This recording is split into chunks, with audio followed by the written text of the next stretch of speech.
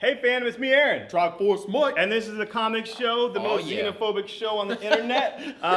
Last week we had a big snafu. Justice League 5's out this week with Cyborg on the cover. And if you Google search Robama, you're going to get a ton of hate coming our way because I actually called him Robama because he has this big-ass American flag. Yeah. And, you know, he is black. But, you know, I'm not saying black people look alike, actually. I mean, that's like a little bit of the joke, maybe 20% of the joke. But maybe 10% of the joke, because only 10% of his skin is even shown. It's true. What I'm actually was referring to is the actual thing where Cyborg was never shown as a patriotic character before Obama became president.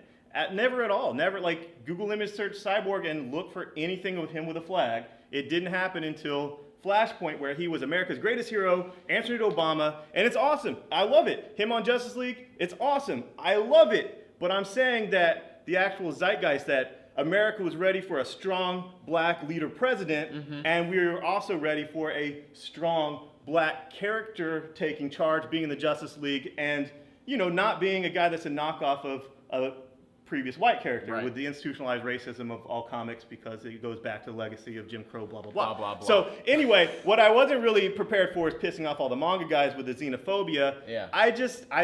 Locally, I support manga like crazy. I mean, we have events here all the time. And I was on Anime-niacs podcast and yucked it up with them in a live interview. I'll do a link to that. It'll be on my favorites on my YouTube channel. But this is a great book.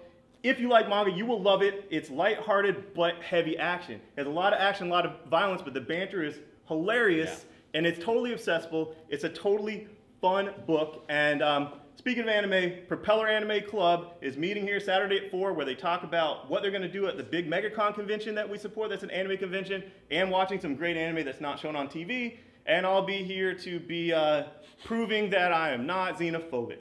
So I'll get some pics to prove it happened. Aquaman 5, this was fun. Yes, Jeff Johns teased the origin of Atlantis type stuff. Who sank Atlantis, the last issue? It's in here already. Oh, wow. They're already teasing it even more. And it's still Jeff Johns and Ivan Reis, because Jeff Johns can get any artist he wants. And look at this cover and the whole desert thing. It's like a nod to superdickery.com, where they're pouring out the water, and Aquaman. It's great. I love that Jeff Johns going head on with all of the things that Aquaman's generally made fun of. You know, like his archenemy is a desert climate?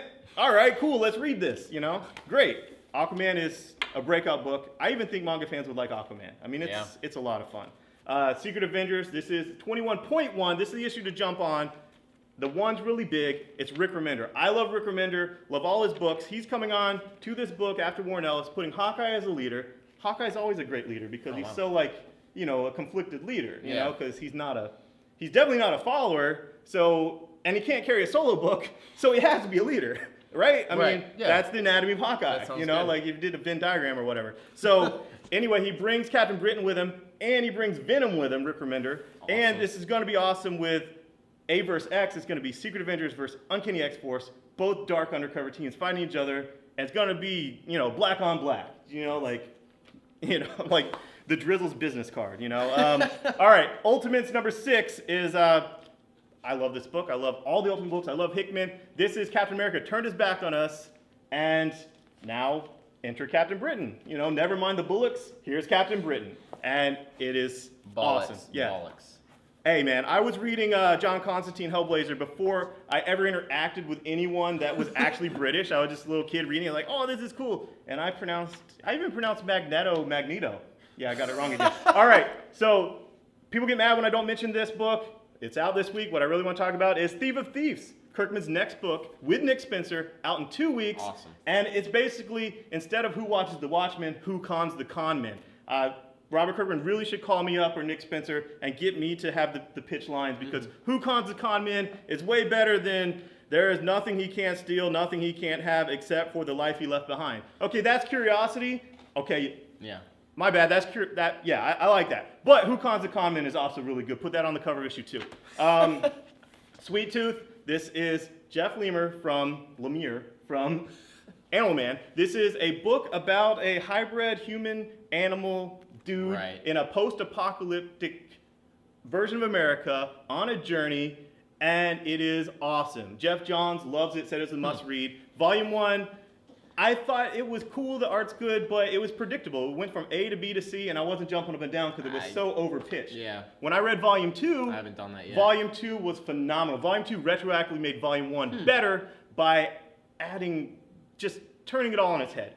And it's continued to be awesome, so we will have a deal at a comic shop for Volume 1, say the Magic World, and you get that deal, and that'll be on our newsletter. And I think everyone should try Sweet Tooth if they like Animal-Man. Absolutely. I like Animal Man. Absolutely. Same writer. It's kind of horror-esque with the post-apocalyptic stuff, and it's definitely animal-esque. And Batman Beyond has a collection of the entire run. People were pissed that it was over. It's starting again next month with Justice League Unlimited. It's called Batman Beyond Unlimited. I don't know why it needs 2 descriptors, especially when those descriptors are the same type of thing. Like, Beyond might mean unlimited. It doesn't preclude unlimited. Right. Unlimited definitely means it's beyond something that isn't unlimited. Right. So Batman Beyond Unlimited, you know, it's like Sunday, you know what? But anyway, if you like Batman Beyond, you will love it, and I'm sure you can get it earlier on digital. But buy it on my digital. There's links to that. You know, I get the money, and I keep doing these videos and telling you what to read, and I'm having a damn good time. So that's it. A lot of good comics this week. Mike's here. Bye. Have fun. Bye-bye. This Saturday at Comic Shop, we have Booze and Boards. Get drunk and play board games. After that, at 4 o'clock, we have the Anime Propeller Club. And then after that, we have Arts and Crafts, a drinking club with a comic problem. They're having a party based on the 90s. I don't know why. Watch Anna's video coming up soon for all the details.